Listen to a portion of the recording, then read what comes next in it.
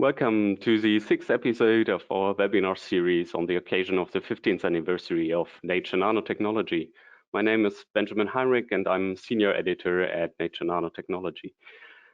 This is one out of 7 webinars we run this year to highlight the diversity of fields in nanoscience and nanotechnology and to celebrate some of the striking achievements in the fields and areas contained in nanoscience and nanotechnology. And I'm very happy to have here today 2 speakers which both are concerned with nanoscale magnetism to some extent, but as you will see later on, they approach this from very different angles, aspects, and also with different aims and goals.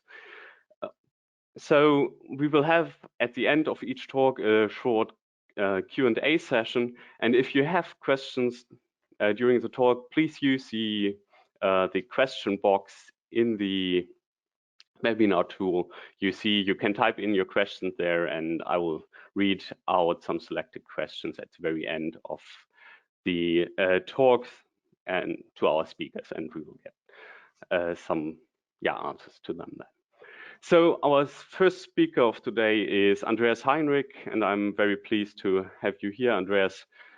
So Andreas received his PhD from the University of Göttingen and then moved to IBM Almaden to the lab and working with Don Eigler back then, later becoming a lab head himself over there. And since 2016, he's a UA University of the University of Seoul, UA Women's University in Seoul, and became director of the Center of Quantum Nanoscience of the Institute of Basic Science of Korea back then.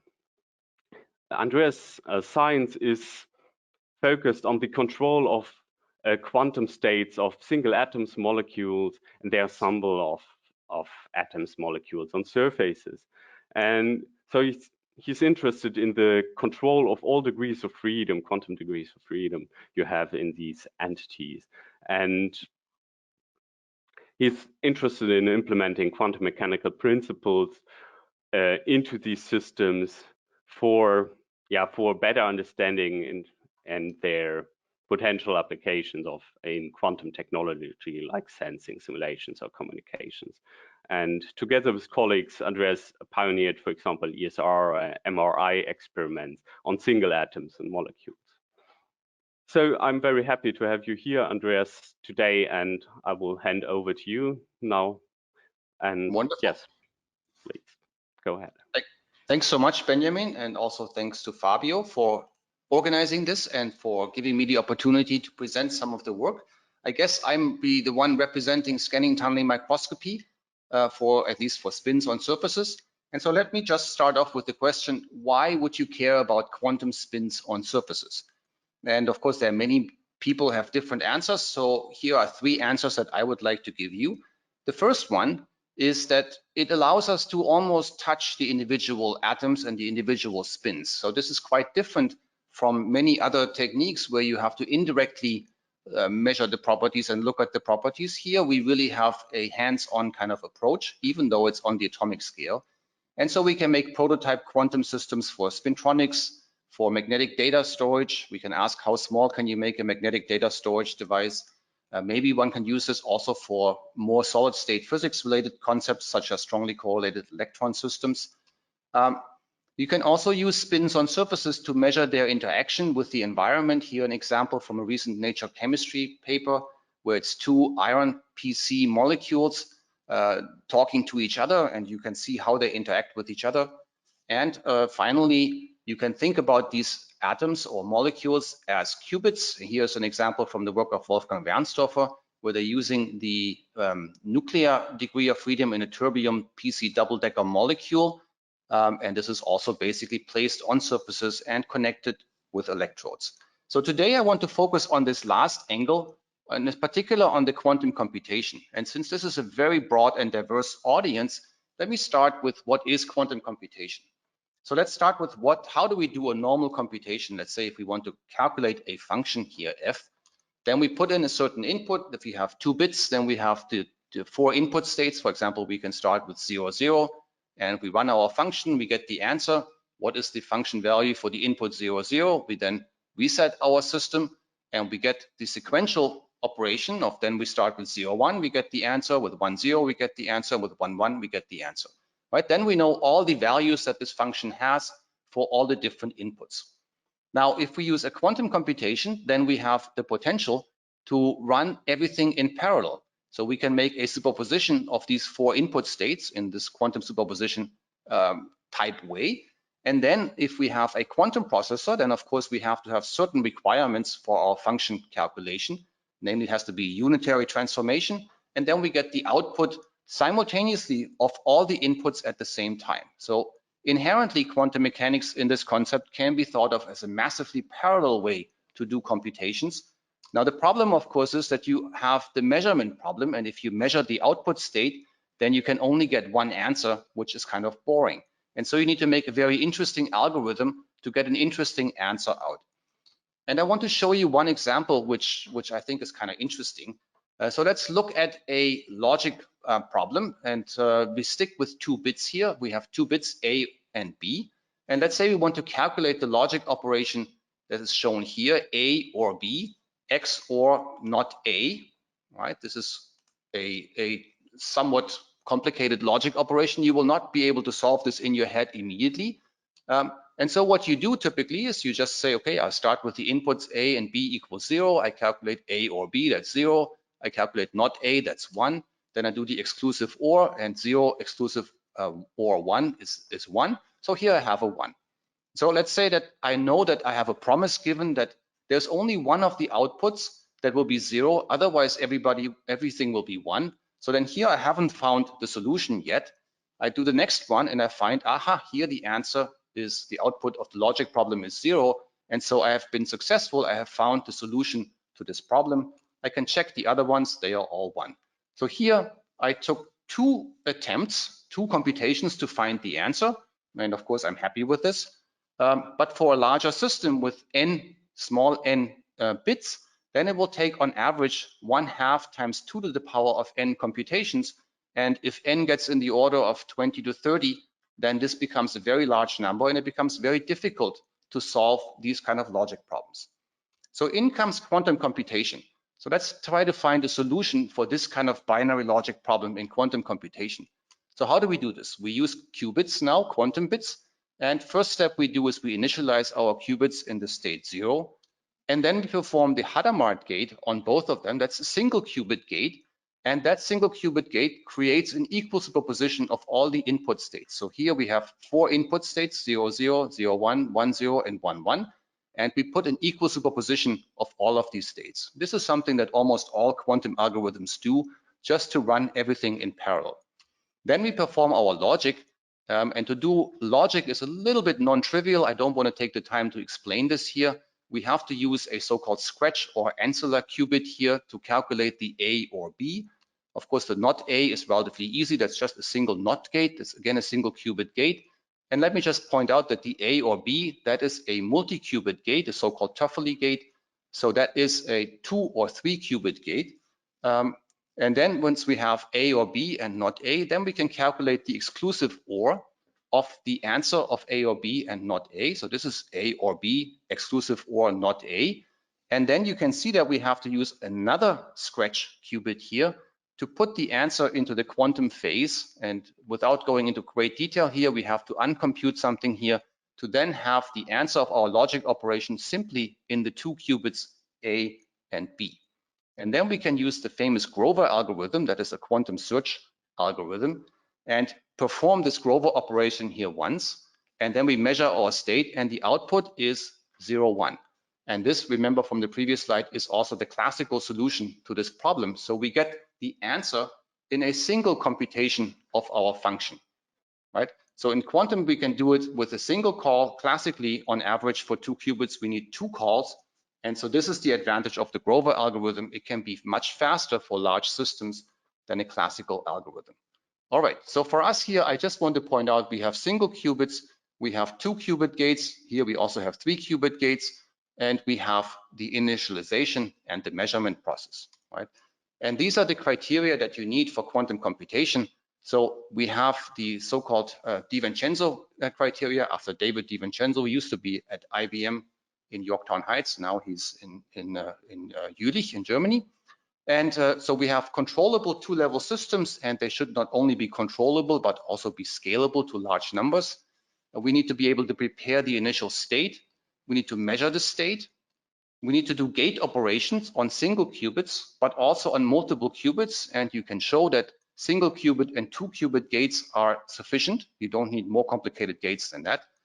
And of course, you need a relatively low relaxation rate and also quantum coherence. So we need long quantum coherence to be able to do this operation that I just showed you on the previous slide. Now, how can we do this? Conceptually, probably the most simple one is to just take an atom and put it in a vacuum chamber in super good vacuum, so it never interacts with any gas, and it's just sitting in the middle of a vacuum chamber. In practice, you do this with an ion, because then you can use electric fields to hold the ion in place, and this is the so-called Paul traps, and there were several Nobel Prizes given for this kind of field. Most recent one, probably David Wineland, about 10 years ago. And in practice, of course, this looks much more complicated, and there's many review papers that you can look at to get the state of the art of ion trap-based quantum computation. So how does it work? Here we're using the spin states of ytterbium ions, and we're particularly using two particular ones, so-called a clock transition, which is it's an interaction between the electron spin and the nuclear spin. And this clock transition has about 12 gigahertz of energy that is independent of the magnetic field. Hence, it's a clock transition. But here we have additional higher level energy states available, here called E and E prime. And then we can use laser technology to do all the operations that we need to do. For example, if the qubit is in state 1, then we can shine in, and if we shine in a green laser, then we can get the relaxation in red here coming out, and we can measure that light. And so if there is light coming out, when we get the green laser in, then we know that our system is in state 1, and that is a projective measurement of the state of this qubit in state 1. We can initialize our system by shining in a blue laser, which connects the state 1 with E prime. And there we have a special relaxation where we sometimes relax back to the state 0. And once the system is in state 0, then the blue laser doesn't do anything anymore. And after a short moment, you will pump your system with almost 100% certainty into the state 0. So that's a really efficient way to initialize your spin system, right? And so then you do single qubit operations by optical means. That's beyond this presentation today. And you can load many of these spins into such a trap. So here's an example of 16 of them. And just to put this in perspective, we are now on the scale of several tens of micrometers. So you can use regular optical resolution to identify individual ones. So each one of these bright dots here is the light emitted from a single ion, and appears to be about a few micrometers big. That's just the optical resolution. And then you can do multi-qubit operations by using the vibrations in this chain. The chain is held in place by the potential of the trap and by the Coulomb interaction between the spins. And so then you can do multi-qubit operations by using vibrations in this chain. Many beautiful works done, for example, in the Joint Quantum Institute, also several companies running on ion trap-based quantum computing. Okay, so then the question is, can we do this in solids? And for me personally, can we do this with spins on surfaces, right? So here the question is, can we do something like this ion trap-based quantum computing actually in materials or on solids? So nanoscience for us is kind of the field of, very broad field of solids, molecules, and some nanostructures, right? And in particular, in my definition, does not include ion traps, because that's atomic and molecular optics kind of spectroscopy, right? They don't typically consider themselves to be nanoscientists, so they probably are not listening to this presentation here. So I asked myself the question, what is quantum nanoscience? And so invited a panel of experts in 2018 to Seoul to answer that question. There are theorists, there are experimentalists from all different fields. And I just wanted to know if there is a common view that we can come up with on what is quantum nanoscience. And we actually came to a conclusion, which I want to present to you in a moment. And so here we call this a quantum coherent nanoscience, and you'll see in a moment why. Of course, quantum coherent nanoscience is at the intersection of nanoscience and quantum science. And the key here is the definition of the word quantum. So I call this the modern definition, meaning we want to explicitly include quantum coherence in our systems and control superposition, entanglement, and also possibly have single-shot quantum measurements in our tool chest, right? So that is a very small group of people that can do these kind of measurements in the nanoscience field. And there we also have our typical top-down assembly and bottom-up assembly people. On the top-down, you have quantum dots, lithographically defined quantum dots, for example, and superconducting devices. On the bottom-up assembly, we have molecular nanoscience, but also the controlled slash defects in materials, such as nitrogen vacancy centers in diamond and so on. And what can we do? Well, this group of experts thought that really the core is quantum coherent functionality. That includes quantum sensing, quantum computation, quantum simulation, and I also like to include just basic exploration of the quantum world. How do these quantum measurements, for example, work in these systems? And if you want to know more about this, Benjamin was our editor for this. We have a review paper with this panel of experts and a few more that actually will appear in Nature Nano next week, I believe on Monday. So if you want to know more about some examples of this, please take a look at this manuscript coming out next week. So one example from the group of Andrea Morello and Andrew Jurak from UNSW in Sydney, Australia, they've been working for quite a while about phosphorus atoms in silicon. And this is from a Nature Nano paper in 2014. So here they implant individual phosphorus atoms into silicon, and they use in particular isotope selected silicon so that there are no nuclear spins around. And then they perform, as you can see, many gate electrodes around it here, very controlled, very precisely controlled measurements of the charge state of this phosphorus donor in silicon. And that can be converted to the spin state. And then in purple, you have a driving line here that creates time-dependent magnetic fields for electron spin resonance. If you do all this together with very high quality clean room type technology, you can perform quantum coherent oscillations, so-called Rabi oscillations, on the single qubit of phosphorus electron spin here with a quantum coherence time on the order of 30 milliseconds. And you see in the graph here that we have a time from the minimum to the maximum to the minimum again of about 3 microseconds. So you can do about 10,000 operations, 10,000 of these 2 pi rotations per decoherence time. So you have a very, very highly coherent system. Of course, the problem is, how do you scale this to multiple qubits, right? That's much more difficult in practice, and they're working on this. Okay, so what about spins on surfaces? What can we do there? So in spins on surfaces, we also have, over the last 6 years or so, been able to harness quantum coherence and control the superposition. We have not yet done any, or anybody has done any experiments on entanglement or single shot type quantum measurements for spins on surfaces. And on the nanoscience side, everything that people on surfaces do is bottom-up assembly. Why? Because we need atomically precisely clean surfaces. So clean room, even though it sounds clean, is not nearly clean enough for our kind of work. So we're dealing with atoms and molecules on surfaces, atomically precise nanostructures at surfaces. And I also want to include the beautiful work here on hydrogen lithography, where you can make structures on surfaces and then embed them in silicon and have them a little bit below the surface. To me, that's also part of surface spins on surfaces, right? This field is really still in its infancy. It's only 5 or 6 years old, and there's on the order of 10 groups in the world actively pursuing this. And the beauty, I think, is the combination of atomic scale precision and quantum coherent control. Okay, one example, and then I'm done with the general introduction. Work that we did over the last few years is to include also pulsed electron spin resonance in the STM, and I'll explain this in a little bit more detail further down the line. So here we're using titanium atoms on MgO, and these titaniums actually have a hydrogen attached, so they spin 1/2. And we can then perform pulsed electron spin resonance in the STM on individual titaniums. And you can see we can do also beautiful Rabi oscillations here, where again we see as a function of the width of a pulse, we see the oscillation here.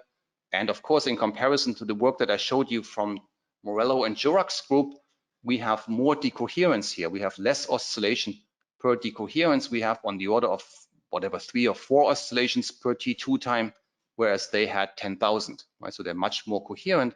But of course, here the beauty is that we can build a dimer. For example, here's a dimer of 2 titanium atoms at a very precise spacing. Here's another dimer of 2 titaniums on a different binding site. And then we can do measurements on such a dimer. So coupling spins together is easy for us. The long coherence of a single one, that's a bit more difficult, right? All right. So with this, I'm kind of done with the very general introduction, and I want to switch to my own kind of more personal work, which is scanning tunneling microscopy. And let me do one slide of what's an STM. An STM wants to measure surfaces with atomic scale precision, and it does this by making a sharp metal needle, sharp to a single atom, and positioning that needle approximately 1 nanometer away from the surface that you want to measure. If you do this and you apply a voltage between tip and sample, then a current will flow, and that current is called a tunnel current.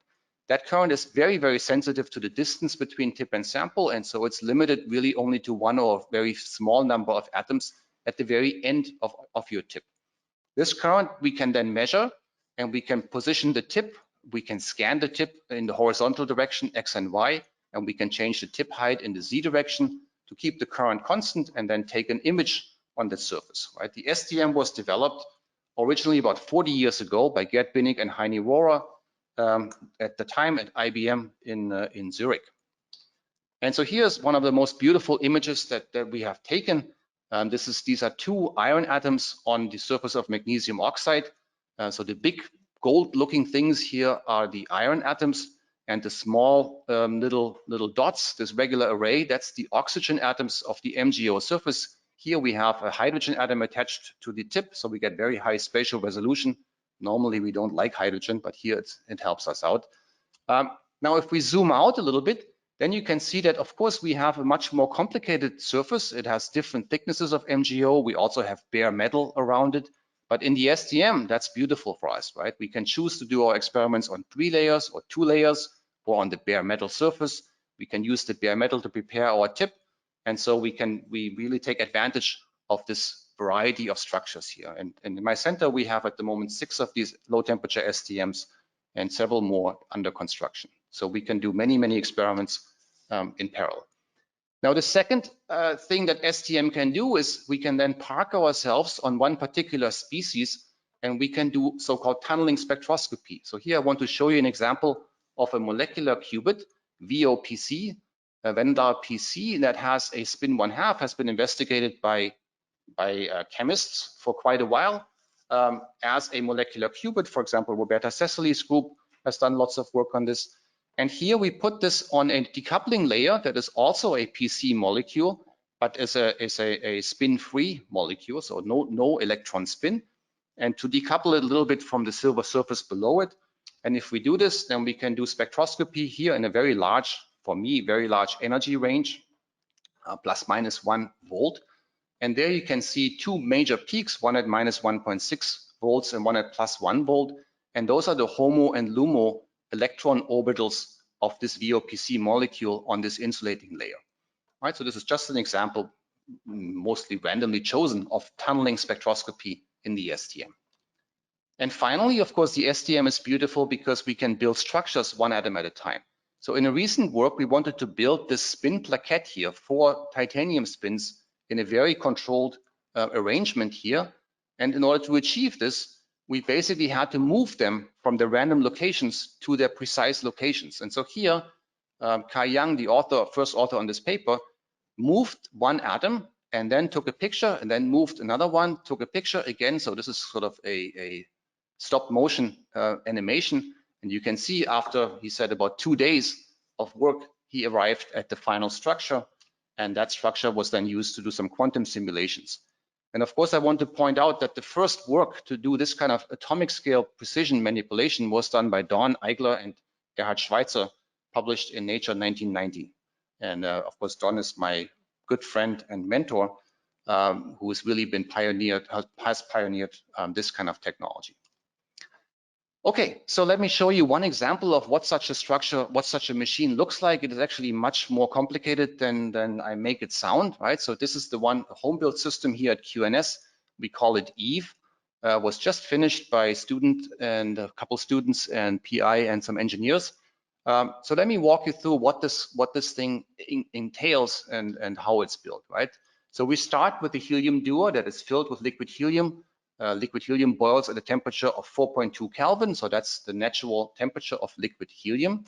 We then have the UHV chamber on the inside here, but we don't want to sit in the helium directly because that helium is bubbling and can create some vibrational noise. So we only couple via an exchange gas to our UHV, and that exchange gas chamber is controlled by a certain pressure of helium gas. We then have a flange, that's sort of our coldest part in the system. If we don't turn on a separate refrigerator, that's we call the 4K or 5 Kelvin flange, because that is closely coupled to the liquid helium, so it's close to the temperature of the liquid helium. And then below this flange in the system, we have another refrigerator called a Joule-Thomson continuous circulation refrigerator. That gets us to the 1K pot, so 1 Kelvin pot, that's running at a temperature continuously of about 1.3 Kelvin in the system. And then at the very bottom, inside a small space where we have superconducting magnets around, we have our STM. And so here you see a picture of the STM. This is the STM tip here. This white thing, that's our walker that allows us to do coarse positioning of the tip. And in this space here, we have our sample. Currently, there's no sample in this STM. And then you see here a semi-rigid cable giving us an antenna that we use to transmit radio frequency signals to this STM. And this whole thing has to be vibrationally quiet. So we have mechanical damping systems. Here we have an internal damper that's a pendulum design and an external damper that's a floating concrete block in a specially designed building. And on top of this, of course, we have a UHV preparation chamber. And so just take away that this takes a lot of components and work to make, but it can actually be done in-house if you have the patience and the knowledge to do so. Okay, so let's switch to how we can use the STM to measure spins. So again, we have our spin on a thin insulator. We apply a magnetic field. If it's a spin 1/2, then it's degenerate at 0 magnetic field and then becomes a finite Zeeman splitting at a finite magnetic field. And that, of course, we can control by the external magnetic field. And so if we have a 0 magnetic field applied, our normal type of spectroscopy doesn't show us anything. I didn't show you this here. If we apply a small magnetic field for a spin 1/2, here again titanium, then we see a small depression around 0 bias. So here we have STM spectroscopy now in the range of ±2 millivolt. And again, here's the conductance, that's the tunnel current, DIDV. At small magnetic field, you just see a small depression here. And if we go up in field 6 Tesla, then you can see we get a bigger spacing here. And this spacing basically represents the Zeeman energy through inelastic electron tunneling spectroscopy. But you can also see that it takes very high magnetic fields, and this is measured at 1 Kelvin, and low temperatures to be able to do spectroscopy on a single spin. And so we can do much better. I'll show you this in a moment. So how do these DiVincenzo criteria look for spins on surfaces? Well, a spin is a quantized energy system. So we have a 2-level system. That's relatively easy for us. We can prepare the state, and we do the preparation by temperature. We do it by the temperature of the electrodes around it. So that's the tip and the silver underneath our MGO. So we have to go to very low temperature to do a good job of initializing our spin. We can measure the state. We use spin polarized tunneling. I will not go into any detail on how this is done here, but just suffice to say that we can do this. And then for the rest of this talk, I want to focus on the quantum gate operations and also a little bit on the relaxation time that we need. So the 4th and the 5th DiVincenzo criteria here. So how can we do quantum gate operations on a single spin? Right, this brings us to electron spin resonance. And let me just remind you that if you have such a simple spin 1/2 in a magnetic field, you have your 2 levels split. And for example, if you are in a superposition state, here I randomly chose 2/√5 state 0 plus 1/√5 state 1. We can express this on the Bloch sphere. And then, of course, we get the precession of this spin around the external magnetic field, which is here applied along the z direction. This is the direction between state 0 on the north pole and state 1 on the south pole on this Bloch sphere. Right, so here we have the precession motion of the spin, and most importantly, the z component stays constant here and doesn't change. Only the x and y components precess. Now, if we do a little bit more complicated, let's say we start in an eigenstate, state 0 here, then there's no time dependence at all. But let's apply a time-dependent oscillating magnetic field. So here, B1 times sigma x cosine omega t. So this is perpendicular to our static magnetic field B0 in the z direction. Then we get the Larmor precession overlaid together with the Rabi oscillation. So this is what you can see on this Bloch sphere here. We have our Larmor precession as before, but on top of this, our z value is also changing, and it's coherently oscillating between state 0 and state 1, right? And this is the so-called Rabi oscillation, which I already showed you in the graphs before. And there we go. If we start at state 0, we coherently oscillate down to state 1, and then we go back to state 0 and back to state 1, right? And let me just point out that what I show you here is realistic, is very unrealistic. It has a very strong B1 field, right? Only takes 5 oscillations to go from state 0 to state 1. That's not possible in practice. In practice, it takes more like 1,000 oscillations. And so this would be very boring to watch on this Bloch sphere, right? And also note that when you are far off resonance with your driving field, then also nothing happens. So this is a spectroscopy technique allowing you to do electron spin resonance type spectroscopy. Now in the STM, it's very difficult for us to have a time-dependent magnetic field.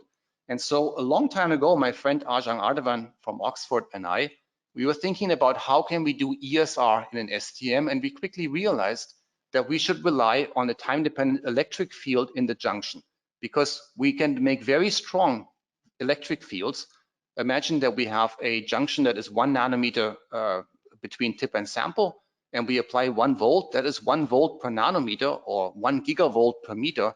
Those are enormously large electric fields, which normally you cannot do in a solid state environment. And so the STM is unique in this very strong electric field. And so we need to find a way to convert this electric field to a magnetic field, time-dependent magnetic field, to drive ESR.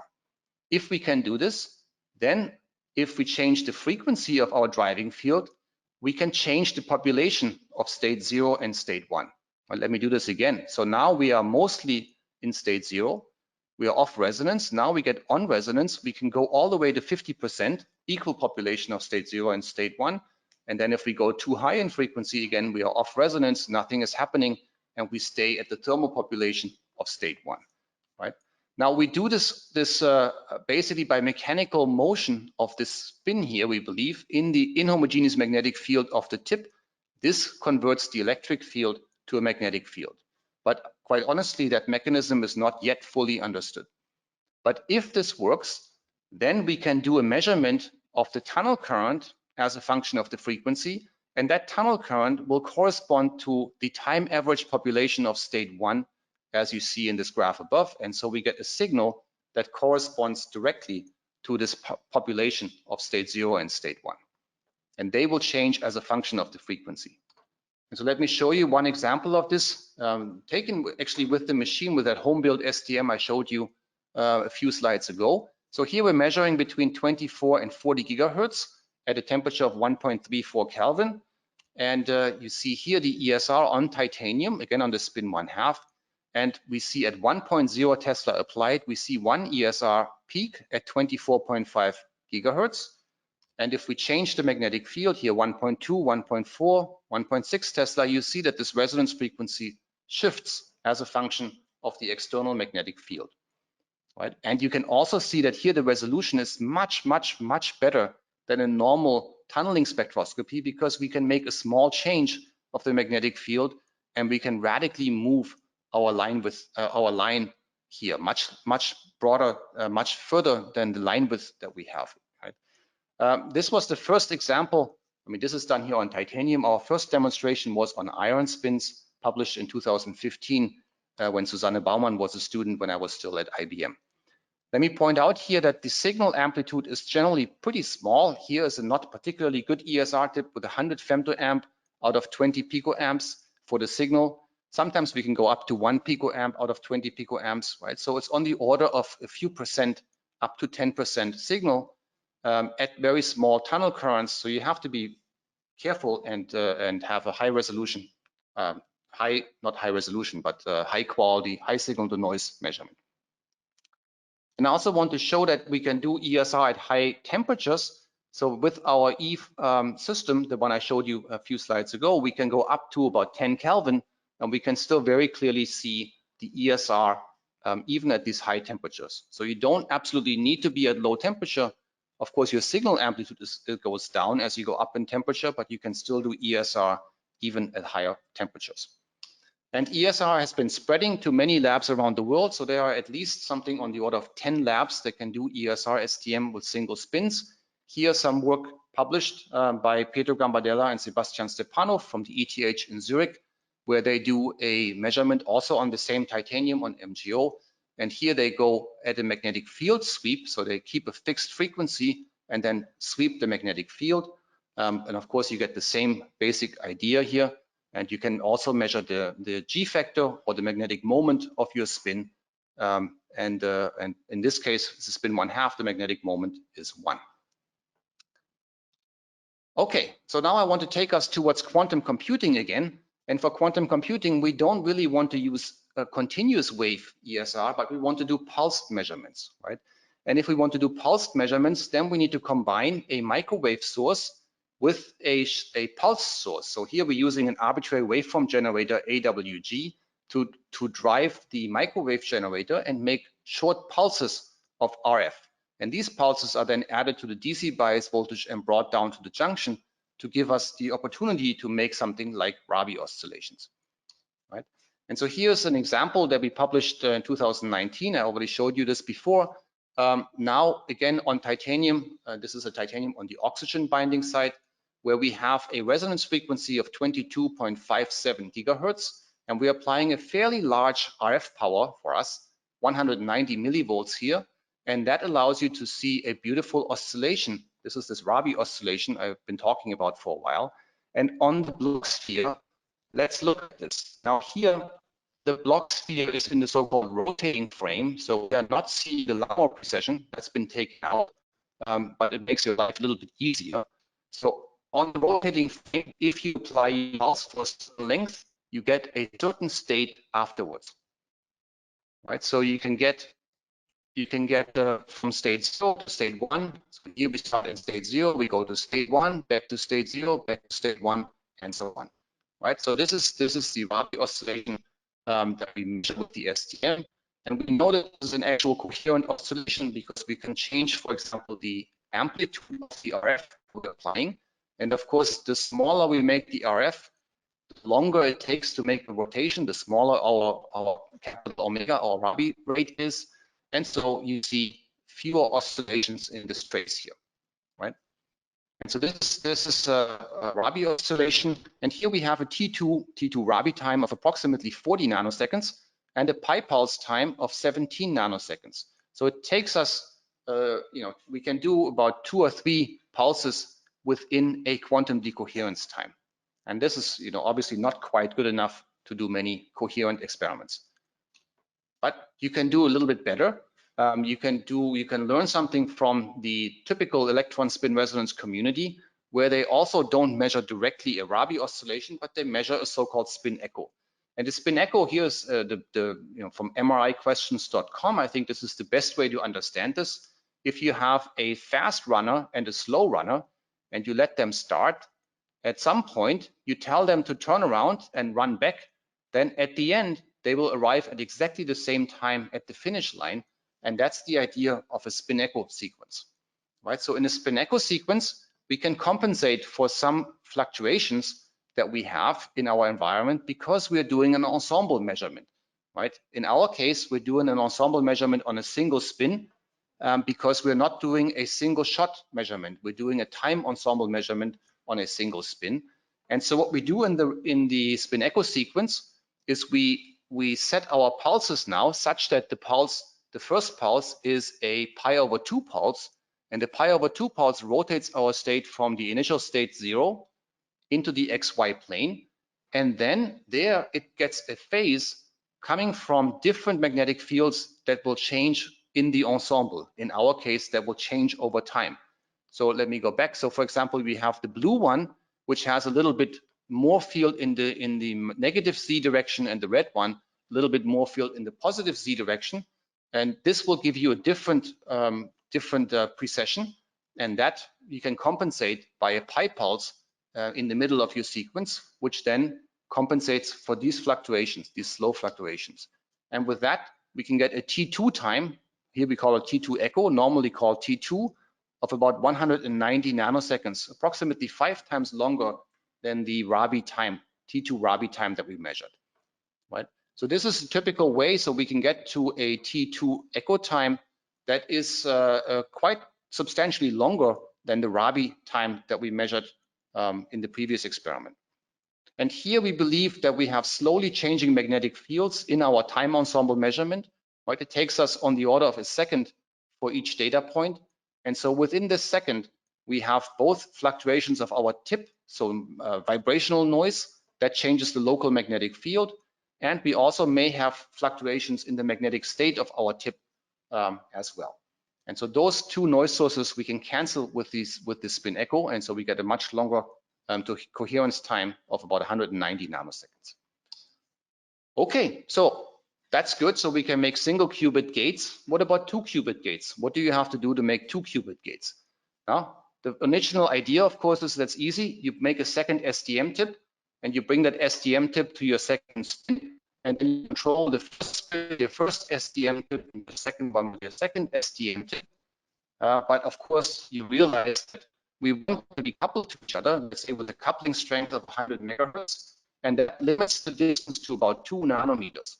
And you will never be able to bring 2 STM tips that close to each other. That's just not possible. And so this made us think that maybe it's not possible to do multi-spin operations in such a system. But fortunately, we recently this year had a better idea, I believe.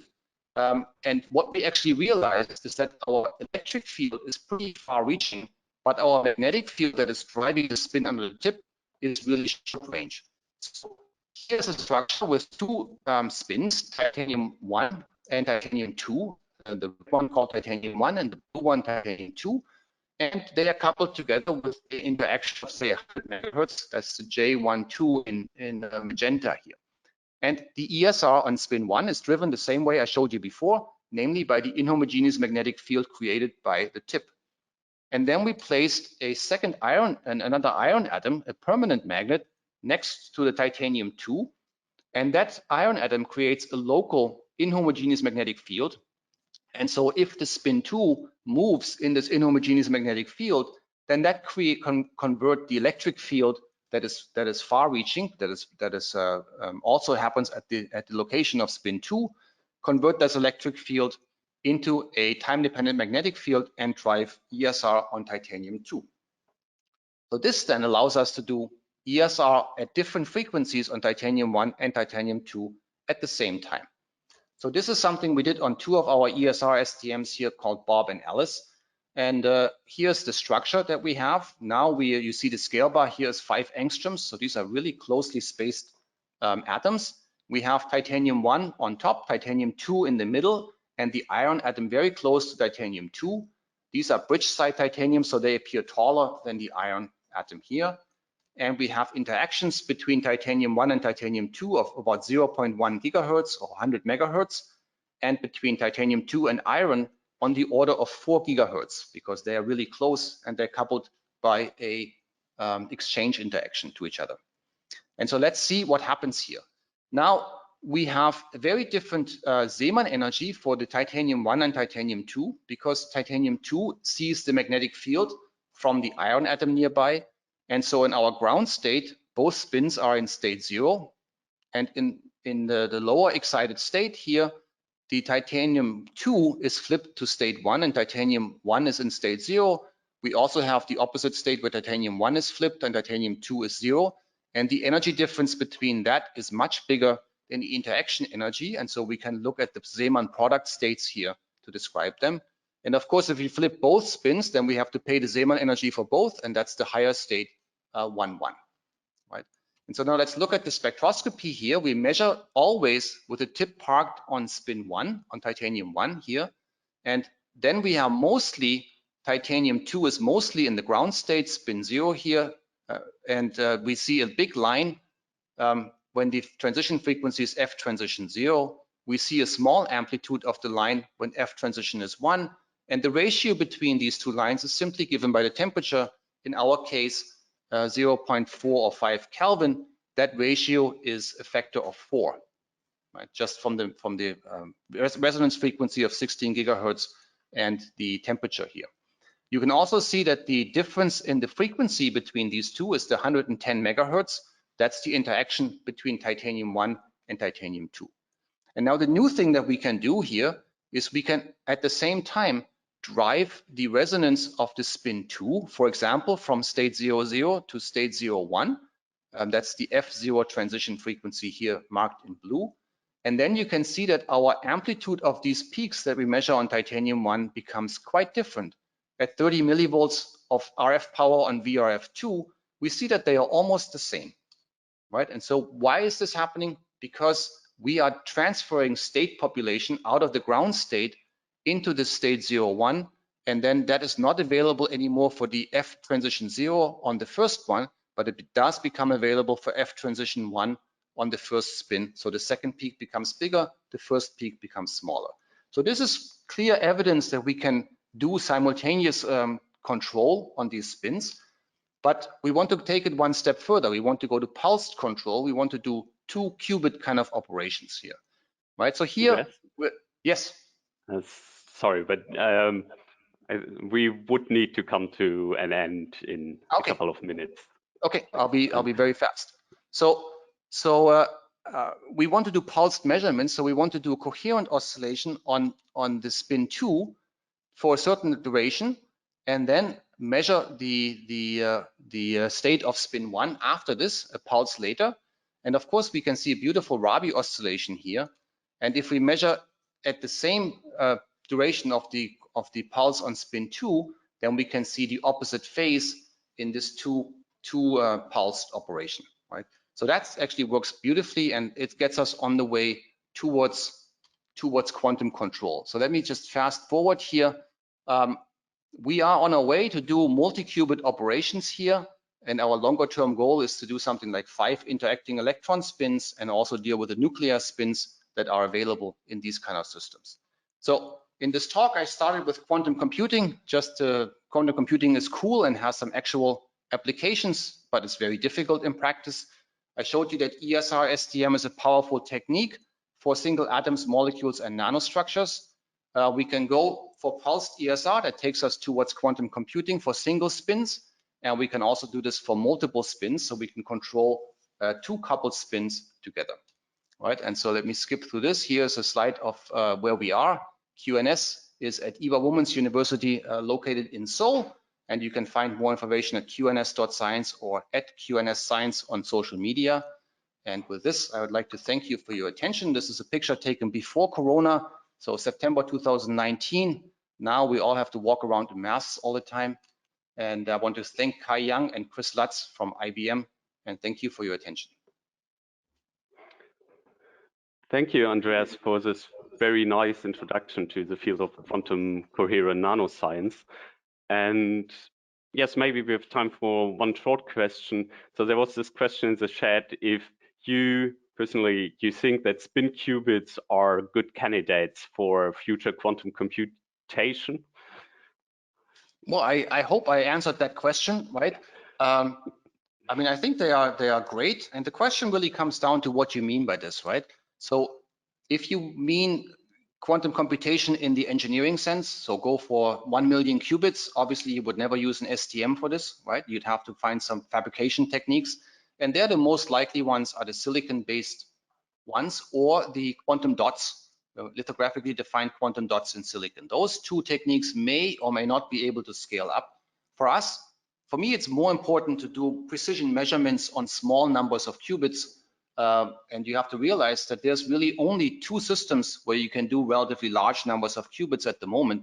That's the ion traps and then the Josephson junction superconducting devices. Right? Everybody else is in the range of less than 10 qubits. And so we're not far away from that, even in the STM, I think. Yeah, thank you. Maybe I can add to that we will have a commentary from Maud Vinay being published very soon in the focus issue on quantum nanoscience, which will be published in December in Nature Nanotechnology, which also features the review Andreas mentioned in his talk in the beginning. So, and she will comment on the perspectives of spin qubits based on silicon semiconductor technology and whether or not they are a good candidate for future quantum computation. Yes, I'm afraid we have to come to an end here. Thank you very much, Andreas, for this very interesting talk and this very nice introduction to the topic. And now, before we come to the second speaker, I would like to just remind you, the attendees, that we have a last webinar on our series, which will be next week, and it will feature Pablo Herrero and Polina Anikeva. And if you want to participate, please register on the webpage as you've done for the previous talks. So let me now introduce our second speaker. Welcome, Claire. This is Claire Donnelly from now Max Planck Institute in Dresden. So Claire, I will just make you now the presenter for this for the second part of our webinar. Just a moment. Yeah. So Claire did her PhD in the Paul Scherrer Institute and the ETH Zurich, and then moved to Cambridge to the Cavendish Laboratories. And she just recently joined the Max Planck Institute for Chemical Physics of Solids in Dresden, Germany, as a Lise Meitner group leader. And Claire's science focuses on the magnetism in 3 dimensions. So nanoscale magnetism in 3 dimensions. And she's, on the one hand side, interested in producing new 3D magnetic textures through nanoscale material design, but then also focuses on how we can explore these by making use of synchrotron-based 3D imaging techniques. Thank you very much for joining us today, Claire. It's a pleasure to have you, and the floor is yours. Yeah. So thank you very much, Benjamin and Fabio, for the introduction to speak to you all today about 3-dimensional magnetic systems. I hope you can see the correct screen, so my slides okay. I assume we can. Okay, so yeah, as mentioned, I'm currently at the Max Planck Institute for Chemical Physics of Solids, but I only just moved here a couple of months ago. So you'll see these extra affiliations in the top left-hand side of the slide. This is because some of the work I'm going to be showing you today was done during my time in Switzerland and in Cambridge in the last few years. Okay, so 3-dimensional magnetic systems. I thought before we dive into 3D magnets, we could start off with a quick motivation for why magnetism and in particular nanomagnetism is interesting in general. And I'm sure I don't have to, let's see, convince many of you in the audience, but I thought I'd start with how magnets can affect our society. So when we think about nanomagnetism, actually, magnetic devices affect our society in a number of ways. Now, take a couple of examples here. First of all, and something that's very topical at the moment, is the generation of energy, in particular, renewable energy with our wind farms. These make use of permanent magnets, where the most efficient generation of energy is highly related to how much stray field these magnets are producing. And what this depends on, apart from the material properties, is what's going on in the micro and the nanoscale, so how aligned the magnetic moments are. Now we can take another example, which is the case of data storage. So I think all of you will be familiar with this image. It's a magnetic hard drive. They're no longer in each of our laptops, but they are still very heavily used in cloud data storage. And what's actually happening in the magnetic hard drive? Well, on the surface of the disk that spins, we have our data storage, our magnetic bits, or our logical bits, stored as on a 2D array. Now, what's actually happening magnetically? Well, the magnetic bits on the 2D array are stored as magnetic domains, regions of different magnetization direction. And these again occur on the nanoscale, meaning that the key to our functionality of these devices is what's happening on these small length scales. Now, nanomagnetism over the last couple of decades has been very, let's say, prevalent, and there's been a huge amount of work done. However, up until very recently, the vast majority of both research and devices have occurred in 2 dimensions. They've involved planar systems. What we're particularly interested in is going to the 3rd dimension. And we can see already from this schematic that when we go to 3D, we have a huge increase in the number of possible shapes and geometries that are available to us. Now, as well as having new types of shapes and geometries, actually magnetic properties and magnetic devices also benefit heavily from going to the 3rd dimension. As a first example, we can take the case of data storage that we looked at in the previous slide. So at the moment, the sort of state-of-the-art in magnetic data storage, or that's used heavily, it involves a 2-dimensional array of our logical bits. Now, one of the first proposals for a 3-dimensional magnetic device was made by Stuart Parkin back in 2008, and it's the racetrack memory.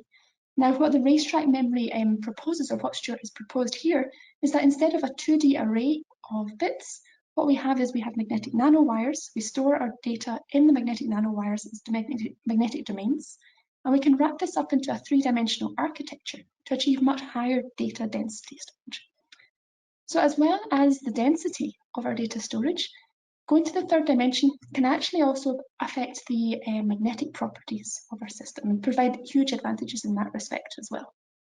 For example, if we consider the basic building blocks of this racetrack memory, we can consider magnetic nanowires. And in 3D, these consist of cylindrical magnetic nanowires or nanotubes. Now, in the last few years, there's been a number of projections for very exciting domain wall dynamics in these systems, ranging from ultra-fast domain wall velocities to chiral effects to even the spontaneous emission of spin waves. But it was up until very recently, these predictions were exactly that. They were predictions, they were done with micromagnetic simulations or with analytical models. But in the last couple of years, there's been a first few demonstrations experimentally. In particular, what I'm showing here is a demonstration by the group of Olivier Fluchart in Grenoble, where they were able to show that very high domain wall mobilities in cylindrical nanowires where the material was relatively standard. And that really shows that this, let's say, the prospects for exciting dynamics in these 3-dimensional systems is really promising. Now, as well as our let's say, data storage and nanowire-based devices, going to the 3rd dimension is also particularly interesting when we consider topology. Specifically, many of you will be very familiar with this image here. What this is a magnetic skyrmion. It's a topologically non-trivial structure. So it has, as you can see, a 3-dimensional vector field. The magnetization can point in all over let's say, the sphere. However, these skyrmions are not only studied in, let's say, the planar system that is shown in this schematic. They're studied in magnetic thin films or in crystals, and in these bulkier systems, they are shown to have a 3-dimensional structure. For example, when we go to crystals, skyrmions are shown to have this tube-like structure, and even more interesting, there's the possibility for transformations of their topology within the bulk. Now, these transformations of the topology contain singularities of the magnetization, so-called Bloch points, showing that when we go to 3D, there's a huge number of possibilities. And staying on the topic of topology, we can even go up another dimension, go from skyrmions, which I guess can still be defined in a 2-dimensional plane, up to 3-dimensional topological structures, which are known as magnetic hot fields. Now, there's a growing interest in magnetic hot fields, especially it's been growing in the last few years. Vast majority of work so far theoretical or based on simulations, but there's a first few experimental works, and I think this is something that's going to be really interesting, whether we can realize three-dimensional topologically non-trivial structures. So I think hopefully what I've shown you from this slide here is that by going to the third dimension for magnetic systems, there's a huge amount to be excited about and to be looking forward to. However, as you've maybe guessed already, going to look at these systems experimentally is not necessarily trivial. For that, we need new types of experimental methods, and that's something that we've been working on in the last few years. So now, before we go into the specifics of the different methods that we need, I'd like to take a very quick moment to mention the many people that I've had the pleasure to work with over the last few years, specifically those at the University of Cambridge in Spain, so the group of Amalio Fernandez Pacheco, our colleagues in Vienna and Donetsk, and also my colleagues in Switzerland, so the group of Laura Heiderman, who I did my PhD in a postdoc, and also my colleagues at the Swiss Light Source, where we've performed many of the measurements that I'm going to be showing you today. Okay, so I've introduced who we are, and we've worked out that we need new methods in order to look at these three-dimensional magnetic systems. That takes us to, when we're thinking about what methods we need, I think we need to think about what we want to be looking at. And when I think about 3D magnetism, I like to think of it in kind of two main regimes. First of all, we have more bulk-like systems where we're interested in looking at three-dimensional, let's say, textures that occur within the bulk, within the material. And of course, not just their static configuration, but also their dynamic behavior. For this, of course, we need new types of imaging techniques where we can really visualize the three-dimensional magnetic configuration. Now, as well as the bulk, we also have another regime which is kind of on the nanoscale, very nanotechnology appropriate. And these magnetic nanostructures, by realizing these complex 3D geometries, we have the possibility to impact the magnetic properties of the material. And what we need to do is need to understand what's going on magnetically. Now for this, we actually need another type of method, which is a new type of essentially 3D printing technique. So new capabilities for 3D nanofabrication. So this is what I'm going to be speaking to you about in this seminar. So let's start off with the bulk-like systems. And in order to, let's say, develop 3D imaging techniques, the first challenge that we have is working out what kind of probe we want to use.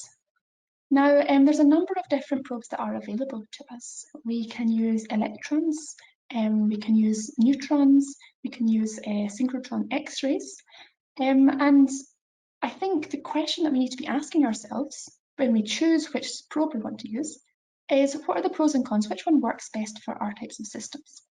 So let's think about these the capabilities of these different techniques. With electrons, for example, we have very high spatial resolution, so sub 10 nanometers. This is ideal for looking at the nanomagnetic textures.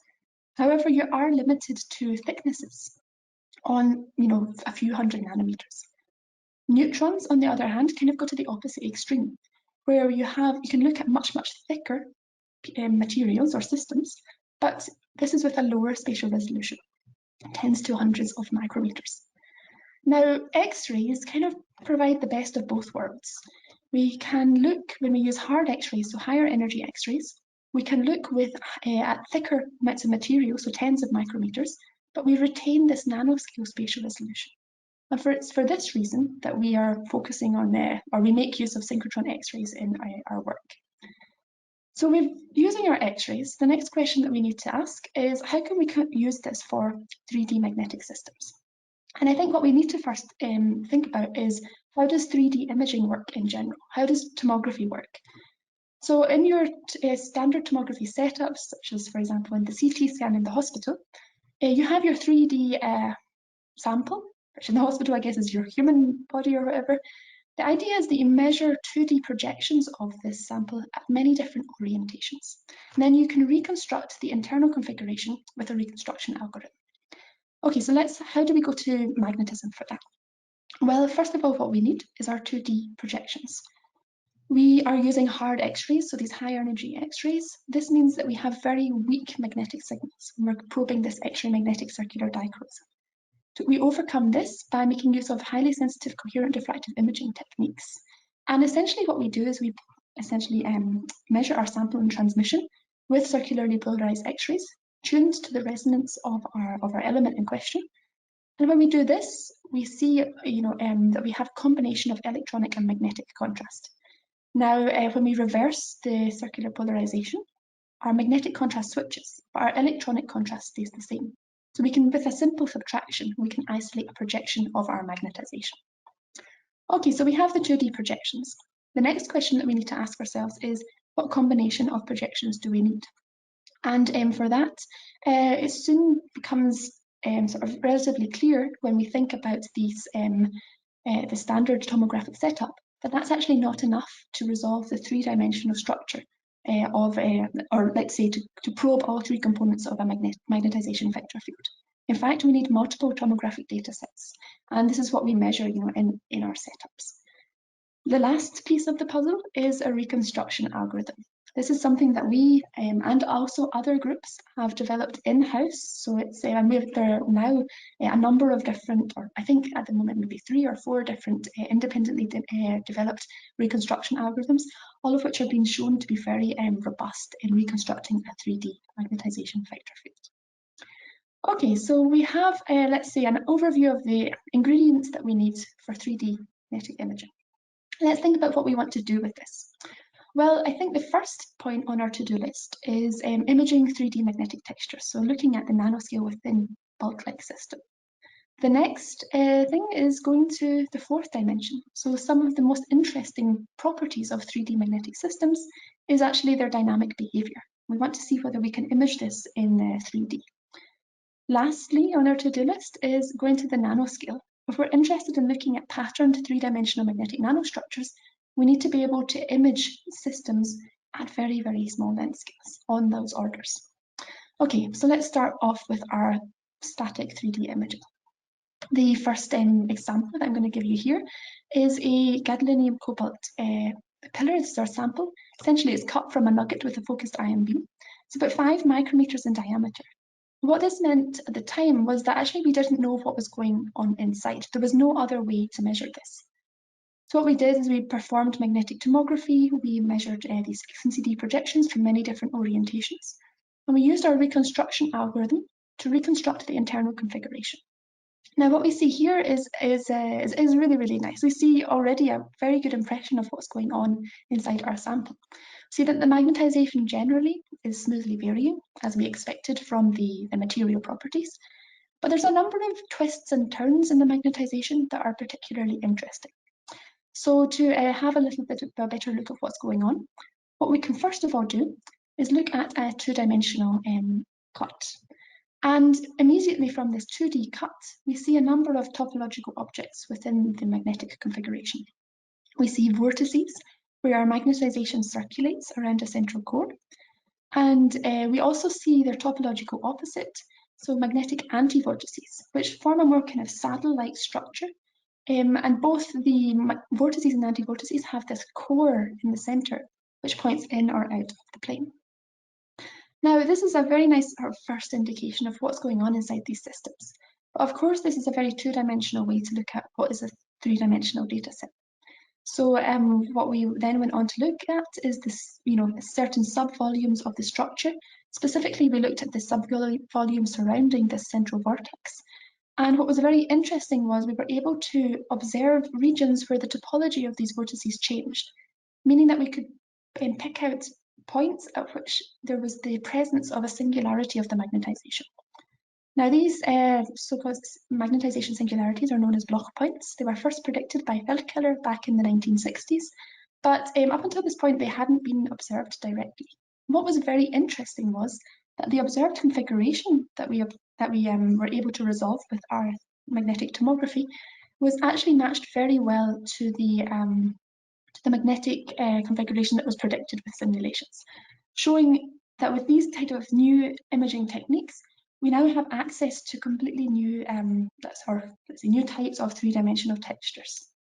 Now, as you can imagine, this was a really nice first demonstration, and in the past few years, there's been a huge sort of growth in expansion of this technique, and it's been adopted by a number of different groups around the world.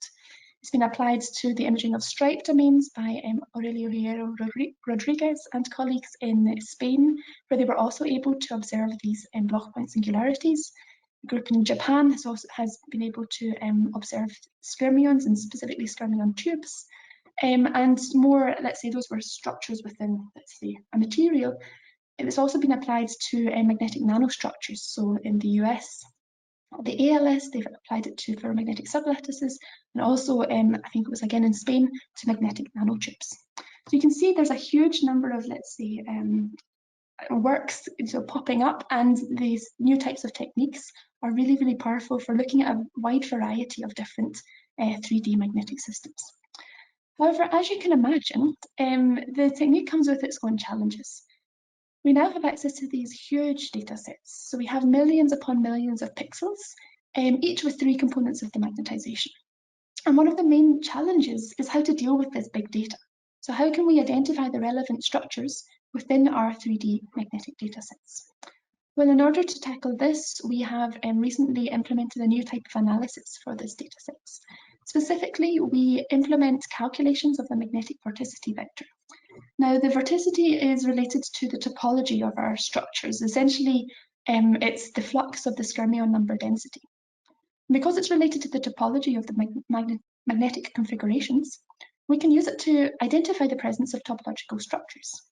For example, we can plot regions of high vorticity, where when we do this, we observe this kind of network of tubes. The tubes correspond to the cores of these vortices and antivortices. But we can also look for regions where the topology abruptly changes. So look for divergence in this vorticity vector. And in this way, we're able to plot the location of these Bloch point singularities. And I think this is one of the really nice examples of how effective, good, or let's say advanced data analysis techniques can be. So to put it into a little bit of perspective, before when I showed you the two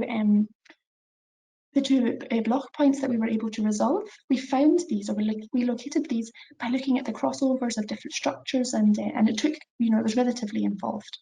Now with this simple analysis, with a single calculation, we can plot over 50 of these Bloch points. And now this means that it's now opening the door to being able to observe, how the distribution of these different singularities and how potentially they may interact with one another. And I'd just like to mention that, let's see, while we were doing this work, a similar analysis was implemented by the, again, Aurelio Hierro Rodriguez in Spain. And if you're interested, then I would really recommend that you check out this paper here. Okay, so we've used the vorticity vector to identify the presence of magnetic configurations, or let's say relevant magnetic objects. But we can actually use it also for another reason, and that is to understand configurations that we observe within the bulk of our system. Now, one such configuration that I'll speak very briefly about are these loops of vortex-anti-vortex cores that we observed within the bulk of our system. You see in the cross-section we have a vortex and an anti-vortex, and the loop actually is about 300 to 400 nanometers in diameter. What this means is pretty interesting. We have kind of this isolated three-dimensional magnetic configuration. But the question was, what actually is it? Well, we were able to work this out when we plotted the magnetic vorticity within the loop. We saw that it circulates around the loop, meaning that these are actually magnetic vortex rings. Now, these vortex rings were first predicted by Nigel Cooper back in the 1990s. He's a co-author also on this work. But up until this point, they hadn't been observed directly. I wasn't sure whether they actually really exist in real materials. What's even more interesting is that analogous to their hydrodynamic equivalents, so bubble rings or smoke rings, they were predicted to be stable as dynamic objects, but not as static configurations. So this even was even more interesting. So why do we have these unexpectedly stable magnetic vortex rings?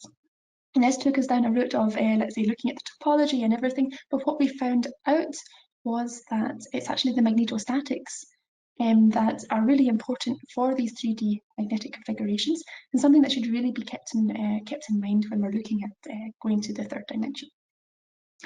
Okay, so now we've looked so far, we've seen how effective these new imaging techniques can be for imaging static configurations.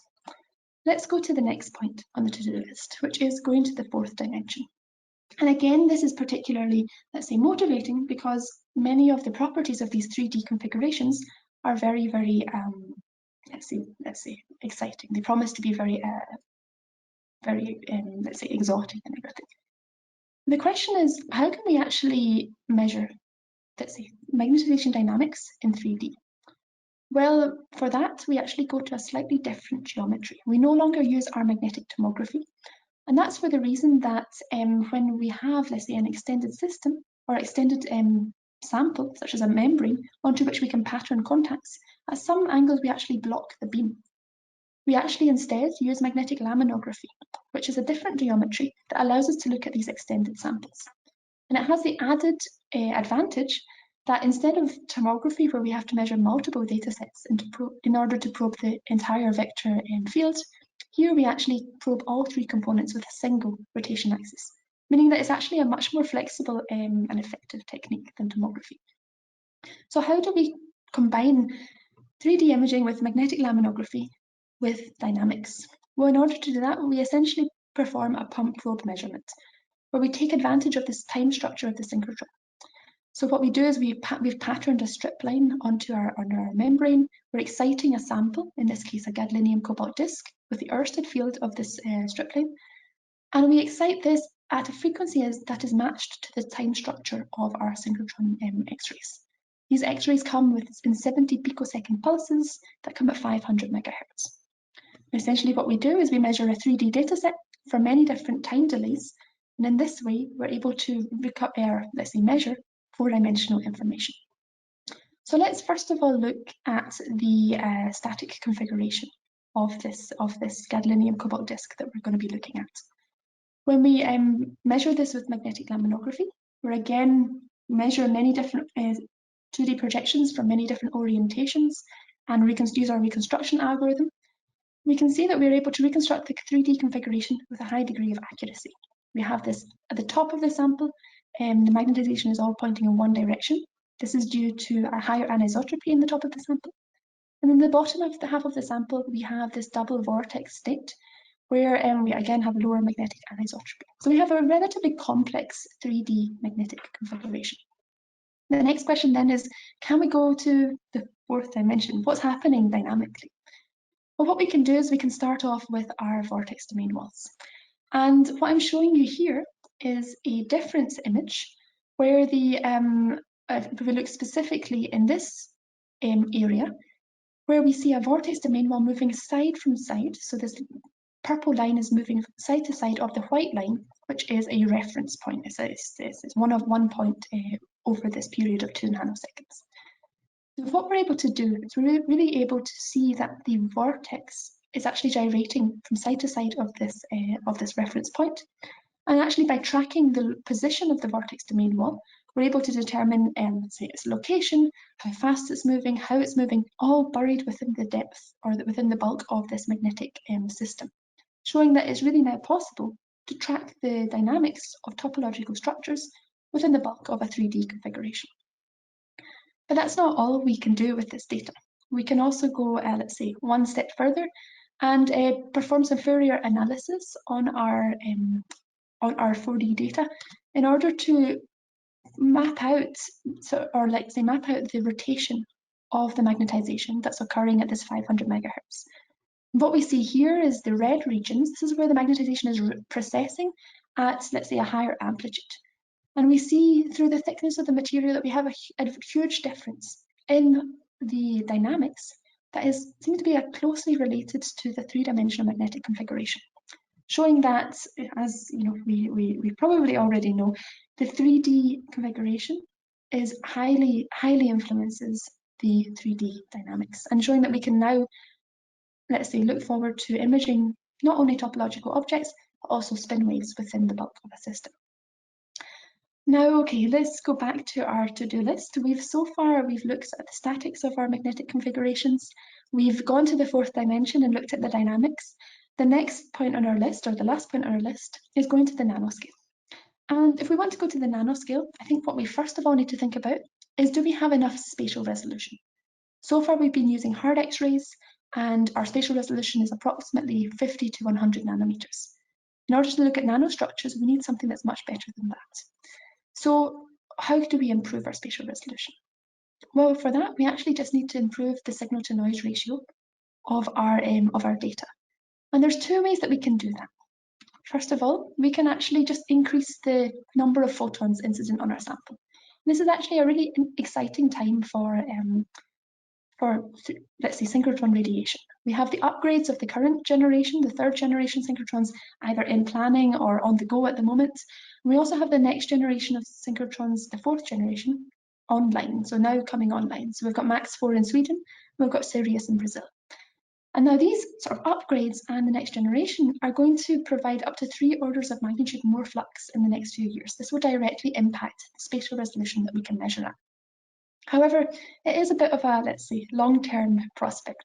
And a more immediate solution to increasing our signal-to-noise ratio is actually to go to higher signals in the first place, go to lower energy X-rays. Now, with soft X-rays, we can actually we have a much higher X into CD signal, so up to 100% of the absorption of your material. And this is what we've gone on to use in the last couple of years. So we have implemented soft X-ray 3D imaging with laminography at the Pollux beamline at the Swiss light source. As you can imagine, when we go to soft X-rays, suddenly everything has to be in vacuum. Everything becomes very tight. And as you can see already from this CAD image, it becomes pretty challenging to implement the rotation stage and everything. But Katerina Witte, who's a postdoc at the Paul Scherrer Institute, managed to do this very well. You can see the rotation stage here in between the zone plate and the detector and everything. And this allowed us to perform our first demonstration of soft X-ray magnetic laminography, where we were able to map the 3D configuration of a target skyrmion or skyrmionium with high degree of spatial resolution. Now, what this showed was that it's now possible to probe 3-dimensional, or let's say, probe magnetic nanostructures at the nanoscale, and we can extend this to 3D magnetic nanostructures. Okay, so that takes us, let's say, back to our overview, where we've so far been looking at bulk-like systems and developing 3D imaging techniques. The next stage is going to the nanoscale. And of course, what we need for that is new types of 3D nanofabrication. So what is possible so far? Well, there's 2 main, let's say, ways in which 3-dimensional magnetic nanostructures can be fabricated in a kind of top-down. We can fabricate 2, let's say, non-magnetic scaffolds and coat them with a magnetic material. This can be done, for example, with 2-photon lithography. And in this way, 3-dimensional artificial spin ice structures have been realized, as well as geometrical structures. However, one of the challenges when we have a scaffold and we're coating it is that with standard deposition techniques, it's pretty difficult to get a homogeneous coating. In the last few years, there's been a number of, let's say, advances in this direction, with the development of electroless deposition, of permalloy, the combination of atomic layer deposition of conductive materials and electrodeposition, and we're really now at a stage where it's possible to create shell-like structures. Now, an alternative way to fabricate 3D magnetic nanostructures is actually by directly writing the magnetic material in the first place.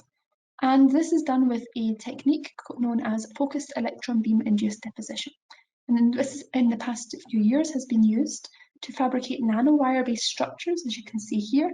And this is what the group that I was working with in Cambridge are absolute experts in. Now, what they asked themselves, a couple of years ago was, can we go beyond nanowire-based structures and to arbitrary 3-dimensional configurations? And the answer to that was yes. This was the work of Luka Skoric, who just finished his PhD at Cambridge and supervised by Amalio Fernandez Pacheco.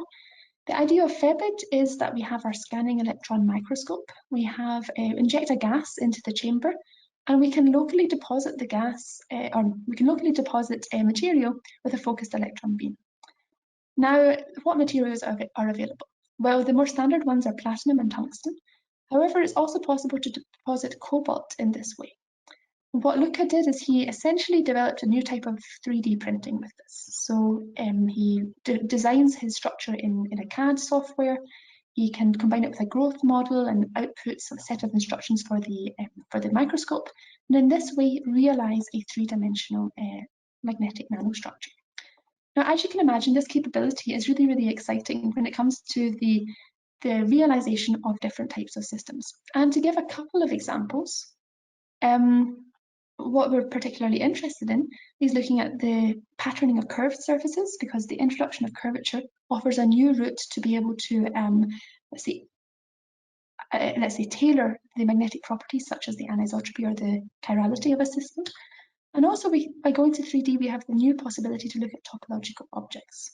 So what Luca has done is he's gone and, as a sort of example, fabricated these things with Febit, and as you can see, has demonstrated that it's really possible to realize a wide variety of different types of structures now.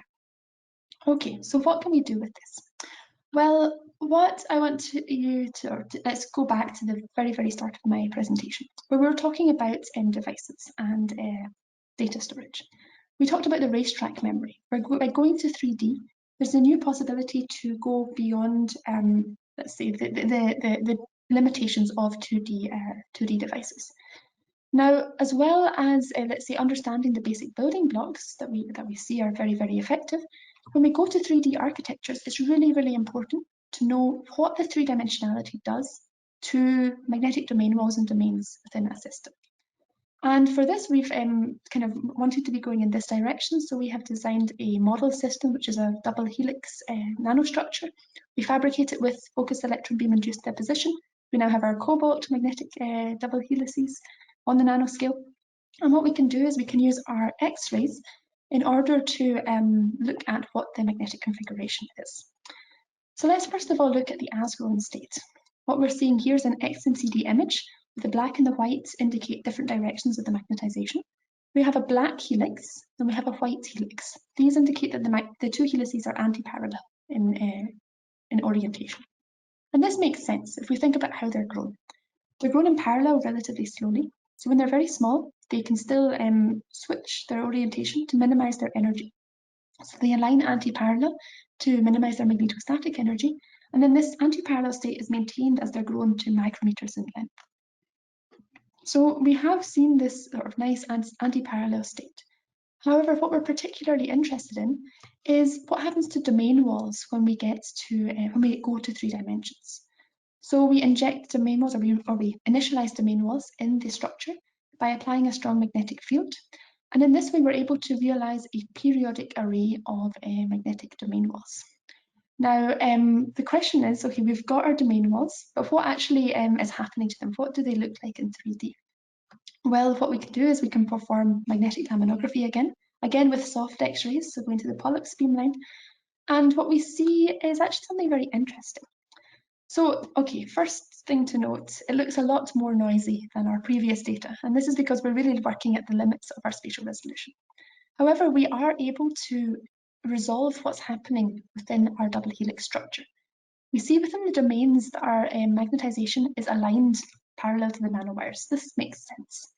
But what's interesting is that the domain walls actually appear to have reversed their orientation with respect to the direction that the magnetic field was applied. Now, why does this happen? Well, what we can do is we can go to micromagnetic simulations to try to understand what's going on. And indeed, we see with micromagnetic simulations that this reversal of the domain walls happens due to the high coupling of these helices. They're very, very close to one another, so there's a strong magnetostatic coupling going on. So you see again that initially they start out pointing in the direction of the magnetic field, but they actually reverse spontaneously. We can compare the simulations and the experiment, and we see that they indeed match. They both have this reversal of the domain wall, showing that we really observed this so-called locked domain wall state in our experiments. Now, what's particularly interesting is that we see now that the magnetostatics, so the magnetostatic coupling, is very heavily affecting our magnetization state. Now, the next question is, can it work the other way around? Can the magnetization state that we define with our 3D nanostructure, can that affect the stray field, so the magnetic induction? In order to understand this a bit more, we've performed more micromagnetic simulations, and we can plot the stray field in the vicinity of these domain walls.